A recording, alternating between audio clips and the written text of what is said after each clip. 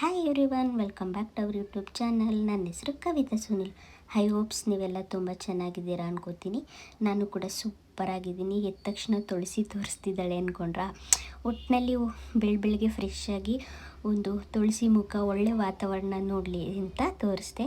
So ಬೆಳಗ್ಗೆ ಎದ್ದು fresh up ಆಗಿ ರೆಡಿಯಾಗಿ ಇವತ್ತು ಏಕಾದಶಿ ಪೂಜೆ ಇತ್ತು. ನಮ್ಮ ಹಳ್ಳಿ ಸೈಡು ಯಾವ ಥರ ಉಪವಾಸ ಹಬ್ಬ ಮಾಡ್ತಾರೆ ಅಂತ ತೋರಿಸೋಣ ಅಂತ ಇಷ್ಟು ವರ್ಷ ಆಗಿರಲಿಲ್ಲ ಮದುವೆ ಆಗುತ್ತವಿಂದ.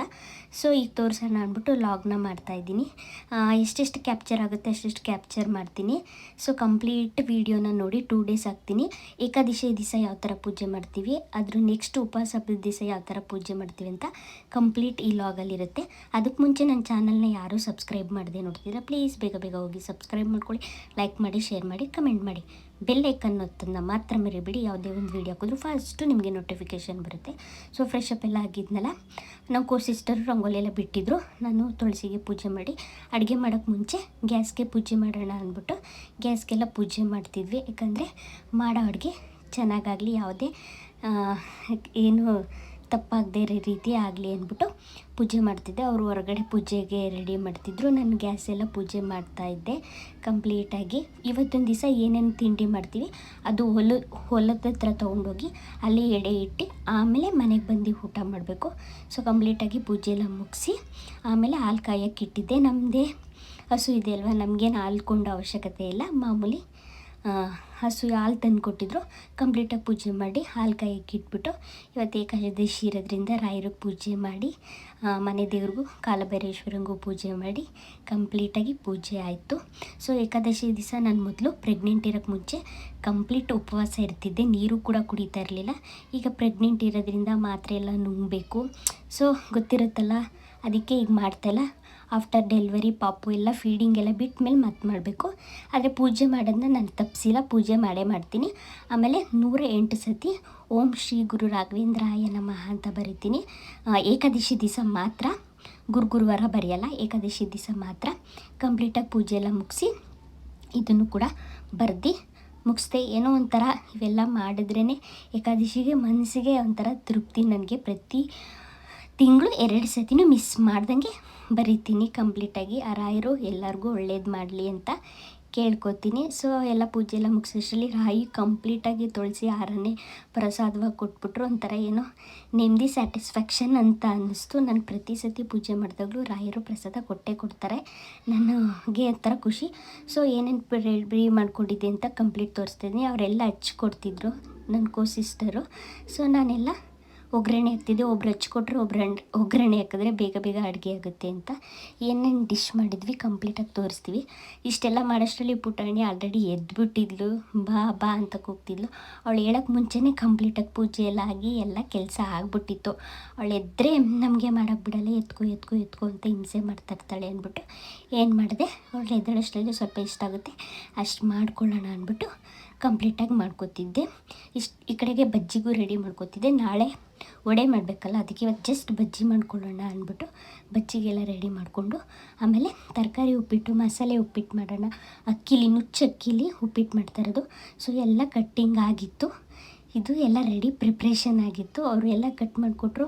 ನಾನು ಗ್ಯಾಸ್ ಮುಂದೆ ನಿಂತ್ಕೊಂಡು ಮಾಡಿದೆ. ಯಾಕಂದರೆ ನನಗೆ ಎದ್ದೇಳೋದು ಬಗ್ಗಿ ಮಾಡೋಕ್ಕೆ ಈಗ ಸ್ವಲ್ಪ ಅನ್ಕಂಫರ್ಟೇಬಲ್ ಫೀಲ್ ಆಗುತ್ತೆ. ಸೊ ಅದಕ್ಕೆ ನೋಡಿ, ಇಲ್ಲಿ ಉಪ್ಪಿಟ್ಟು ಆಲ್ರೆಡಿ ರೆಡಿ ಆಯಿತು. ಇಬ್ಬರು ಇರೋದ್ರಿಂದ ಬೇಗ ಒಬ್ಬೊಬ್ರು ಹಚ್ಕೊಟ್ರೆ ಒಬ್ಬೊಬ್ರು ಕೊಟ್ಟರೆ ಪಟ ಅಂತ ಅಡುಗೆಗಳು ಆಗೋಯಿತು. ಮೇನ್ ಉಪವಾಸ ಹಬ್ಬಕ್ಕೆ ಮಾಮೂಲಿ ಎಲ್ಲರಿಗೂ ಗೊತ್ತಿರೋಂಗೆ ಉಪ್ಪಿಟ್ಟು, ಕೇಸರಿ ಭಾತ್ ಎಲ್ಲರಿಗೂ. ಸೊ ನಾವು ನುಚ್ಚಲ್ಲಿ ಮಾಡ್ತಾಯಿದ್ದೀವಿ. ಈ ಕಡೆ ಪಲ್ಯಕ್ಕೂ ರೆಡಿ ಮಾಡ್ಕೊತಾ ಇದ್ದೀವಿ. ಬೀನಿಸ್ ಕ್ಯಾರೆಟ್ ಪಲ್ಯ ಮಾಡೋಣ ಅಂದ್ಬಿಟ್ಟು ಚೆನ್ನಾಗಿರುತ್ತೆ ಅಂದ್ಬಿಟ್ಟು ಎಡೆ ಇಕ್ಕಕ್ಕೆ ಅವ್ರಿಗೆ, ದೊಡ್ಡವ್ರಿಗೆ ಈ ಬೀನಿಸ್ ಪಲ್ಯ ಅವ್ರಿಗೆ ತುಂಬ ಇಷ್ಟ ಅಂತೆ. ಇದು ಕಂಪಲ್ಸರಿ ಡಿಶ್ಶು. ಆಮೇಲೆ ಹೆಸರು ಬೇಳೆ ಮಾಡಿದ್ವಿ. ಸೊ ಸ್ವಲ್ಪ ಕ್ಯಾಪ್ಚರ್ ಮಾಡ್ಕೊಂಡೆ, ಅಡುಗೆ ಮಾಡೋದು ತುಂಬ ಕ್ಯಾಪ್ಚರ್ ಮಾಡ್ಕೊಳ್ಳಲ್ಲ. ಇದು ಏಕಾದಶಿ ದಿವಸ ಹಣ್ಣು, ತುಪ್ಪ, ಬಾಳೆಹಣ್ಣು ಇದು ಮಾಡ್ಕೊಂಡ್ವಿ. ಎಲ್ಲ ಕಂಪ್ಲೀಟಾಗಿ ಆಗೋಯಿತು. ಉಪ್ಪಿಟ್ಟು ಕೂಡ ರೆಡಿ ಆಯಿತು. ತುಂಬ ಚೆನ್ನಾಗಿ ಬಂದಿತ್ತು. ಯಾಕಂದರೆ ಆಮೇಲೆ ವಿಡಿಯೋ ಅಪ್ಲೋಡ್ ಮಾಡ್ತಾ ಇರೋದ್ರಿಂದ ಟೇಸ್ಟ್ ನೋಡ್ಬಿಟ್ಟು ಹೇಳ್ತಾಯಿದ್ದೀನಿ.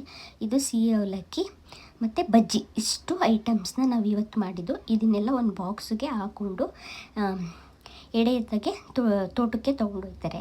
ನನ್ನ ಮಗಳು ನೋಡಿ ಪುಟಾಣಿ ಯಾವ ಥರ ರೆಡಿ ಆಗಿಬಿಟ್ಟಿದ್ದಾಳೆ, ಹೂ ಮುಡ್ಕೊಂಡು ಮಮ್ಮಿಗೆ ಹೋಗಬೇಕು ಮಮ್ಮಿಗೆ ಹೋಗಬೇಕು ರೆಡಿ ಮಾಡು ಅಂದ್ಬಿಟ್ಟು. ಯಾಕಂದರೆ ನಾನು ಪ್ರೆಗ್ನೆಂಟ್ ಇರೋದ್ರಿಂದ ನನ್ನ ತೋಟಕ್ಕೆ ಕರ್ಕೊಂಡೋಗಲ್ಲ, ಮನೇಲಿ ಕಂಪ್ಲೀಟಾಗಿ ಮಿಕ್ಕಿದವರೆಲ್ಲ ಕಾರಲ್ಲಿ ಹೋದ್ರು. ನಾನು ಕಳೆ ಟೈಮಲ್ಲೆಲ್ಲ ಬೇಡ ತೋಟಕ್ಕೆ ಅಂದ್ಬಿಟ್ಟು ಅಲ್ಲಿ ಹೋಗಿ ಹಿರಿಯರಿಗೆ ಒಟ್ಟು 6 ಕಡೆ ಸಮಾಧಿಗೆ ಎಡೆ ಇಟ್ಟುಬಿಟ್ಟು ಪೂಜೆ ಮಾಡಿಬಿಟ್ಟು ಆಮೇಲೆ ಬಂದು ಮನೇಲಿ ಊಟ ಮಾಡೋದು. ಅಲ್ಲಿ ತನಕ ಊಟ ಮಾಡಲ್ಲ, ವ್ಯಾನಲ್ಲಿ ಸಾಂಗ್ ಕೇಳಿಕೊಂಡು ಡ್ಯಾನ್ಸ್ ಮಾಡಿಕೊಂಡು ನನ್ನ ಮಗಳು ಹೋಗ್ತಾ ಇರೋ ವಿಡಿಯೋ ಇದು. ಅವಳಿಗೆ ಹಾಡು ಸಾಂಗ್ಸು ಅಂದರೆ ಹೆವಿ ಇಂಟ್ರೆಸ್ಟು. ಇನ್ನು ಸ್ವಲ್ಪ ದೊಡ್ಡವಳಾದಮೇಲೆ ಅವಳಿಗೆ ಸ್ವಲ್ಪ ಡ್ಯಾನ್ಸ್ ಕ್ಲಾಸ್ಗೆ ಹಾಕಬೇಕು ಅಂದ್ಕೊಂಡಿದ್ದೀನಿ.